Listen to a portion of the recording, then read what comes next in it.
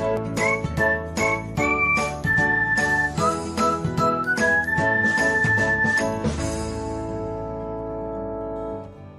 everyone, welcome back to another episode of Technologyglance.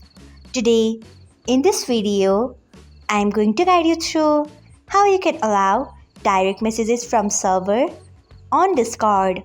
So, let's get started. Firstly, open Discord app in your device. Then tap on settings icon. Next tap on privacy and safety. Then scroll until you find allow direct messages from server members. Turn on it by tapping on it. Next tap on yes.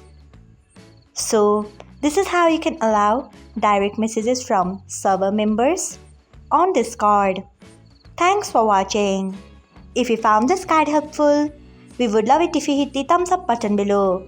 We upload great new tech tutorials like this one every day. So do not forget to subscribe to our channel and hit the bell icon so that you'll never miss another update.